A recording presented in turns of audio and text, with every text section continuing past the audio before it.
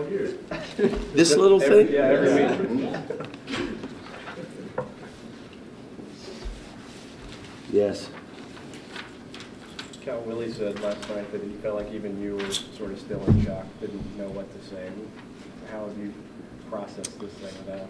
Well, first of all, I didn't think he had a tear. He went down and yelled, but the doc after and even the way he was walking, it didn't swell that much.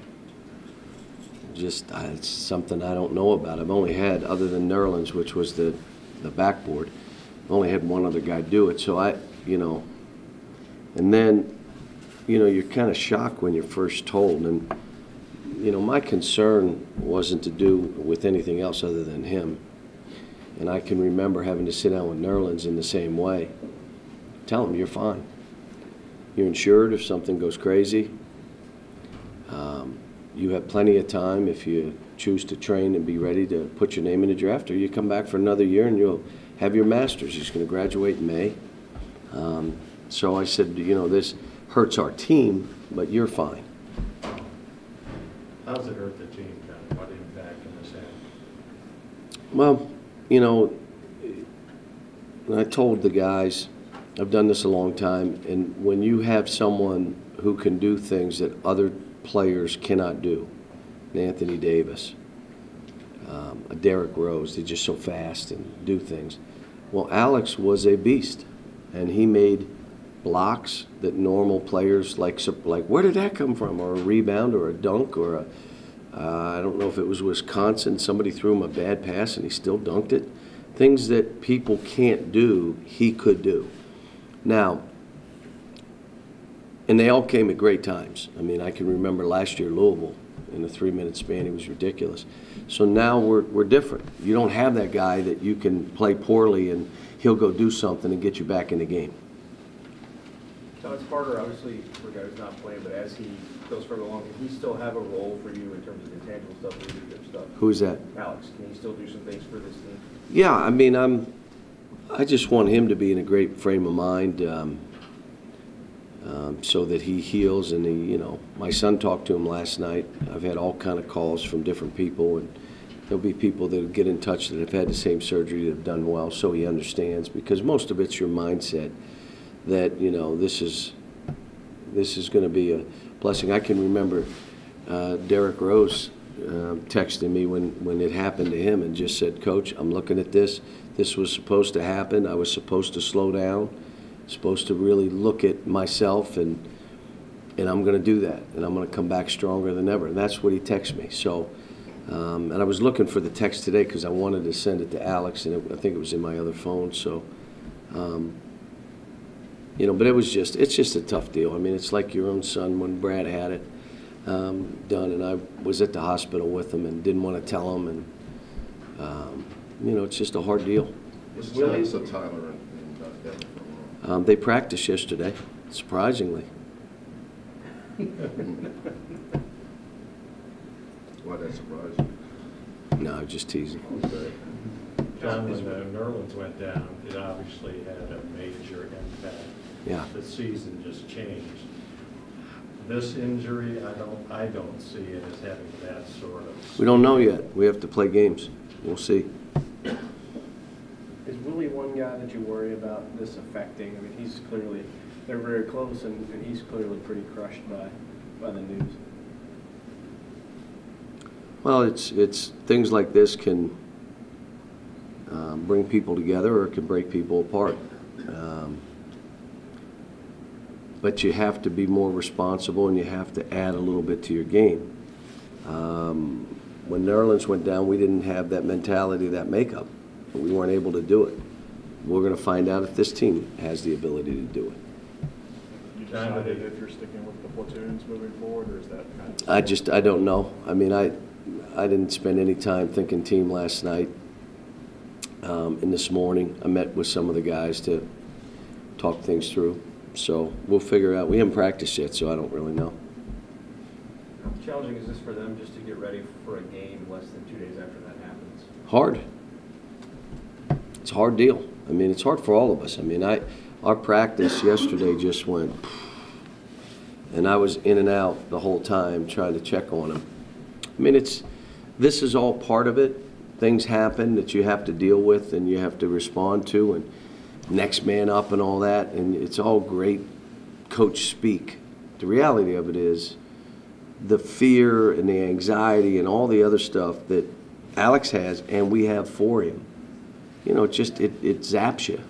You know, it zapped me. I mean, it zapped my wife last night. You know, brought back memories of what she had to deal with Brad. So. John, does it cross your mind that just in an instant a guy's life can change? Yeah, and, all of us. Yeah. It's everybody. I mean, Kenny Payne even said, "Don't waste a moment." That's what Kenny Payne's message to the guys: don't waste a moment. You know, and we just have such a great group of kids, and I want every one of them to do well. I want the guys, the next man, to step up. You know, I want him to be ready for the opportunity. We don't know if he will be. We'll do some things in practice and see what things look like, and you know, it's a tough deal. And then you have a game like this, and they should. Let me say two things. One, to our fans, we have the classiest fans in the world. They would never charge the court. I don't care if it's 1 versus 2. They would never charge a court. 2, cheer for us. No signs, no. This program is a storied program and deserves our respect. So be respectful and know that it's a great series. And when we go to North Carolina, they're respectful. It's the same. That's what makes this a unique thing. So I would say again, you know, cheer for us. Be the classy fans you always are. Be respectful. No signs. None of that stuff. We don't need it here. This is going to be a terrific basketball game. They should be 8-0. The game they lost to Butler, they had every chance to win. And the game they lost to Iowa, they had the game, and Iowa made a couple plays down the stretch and beat them. But they easily could be 8-0. This could be, again, another top 10 team we're playing with a different bounce of the ball. Neither team is shooting well from 3 so far. What does that suggest to you in terms of the kind of game it could be?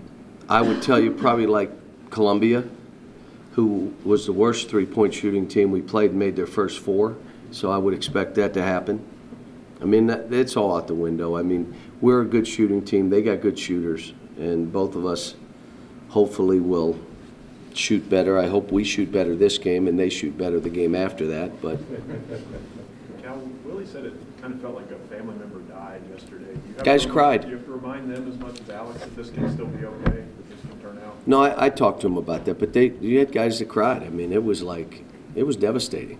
I mean, they know, because even in their own mind, what if that were me? What if I had to deal with that? I mean, these kids get so close, and this is a unique situation here because only former players know what these guys are going through. And even the former players, when there was no social media, the internet, there was no cell phone, it was a different deal.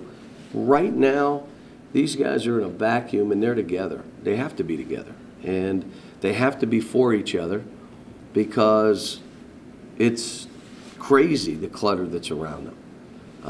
You know, we talked about that before practice yesterday, that some of them are dealing with clutter. They can't. Just lose yourself in the team. Do what you're supposed to do. Do what you're capable of doing. Do what we're asking you to do. No one's being asked to do anything they're not capable of. And so those are the kind of things that these guys have to address every day. Yet the only persons that would know what they're going through is each other. Alex be there tomorrow during the game, and it's also. I don't know. I just texted him back and forth, but I don't know. Now, what factors do you weigh in terms of course, what to do with the team about keeping the second platoon as a unit and maybe moving somebody from 11 or 12? We'll figure some stuff out in practice. See what we look at. What sort of things would we do? We're practicing, and I'll watch and I'll get a feel for it. And I also don't want to throw guys to the wolves. I don't want to do that to them. That's not fair. But we'll figure it out. The only thing I can tell you is it'll be with these players in mind. In other words, how do you give all the kids their opportunity Yet, how do you make this fair so the kids that are on the floor have a true chance of playing well because the guys on the court with them can do this? You know, and that's, some of this is going to be just throwing at some point, all right, let's try this lineup, see how they work. And I've got to be willing to do it, and I told you there's going to be ups and downs. We'll probably get dinged some. I hope not Saturday, but it could be Saturday. Was there any one guy that when this happened, you grabbed and said, we're going to need you to No, sort of drag I us didn't. through this thing? It's all of them. They all, I didn't do it that way. I grabbed them all together and talked to them about it. You know, and we addressed it together, and then they went over and met him when he got back, and watched a ball game with him last night and ate. And so no, this is our team dealing with this. It's not fair to try to put it on one player. Cal, as a coach, is this one of the worst things you could possibly do as a coach, talking to your team about this stuff? Yeah, it is, and thank goodness I haven't had to do it many times, and you have had to do it a couple times, and you know, it's programs go on. This program's going to be the same 50 years from now, but it's what the program does for these kids, and then in this case, what would this injury do, and how do we make sure he's in a great frame of mind to understand you can come back stronger, you can come back quicker, you can come back faster. You have options to do what you want. We're hurt by this. You're fine. Now, you owe it to yourself and everyone else to do what you're supposed to, the surgery, the rehab, and all the other things, and Alex will. I mean, Alex wanted to go to class last night. This kid's crazy. I said, stop with the class. And relax for a minute. So, I mean, he's going to graduate in 3 years, come back, get a master, go get your doctorate. I mean, he's, you know, if we wanted to, quote, redshirt him, we could. He's only played 8 games. Could be the president of the university before he leaves. I mean, Thanks, guys. Hey, John, you said you had one other player besides the Browns. Jeremy Hunt. Jeremy Hunt. So you think about that.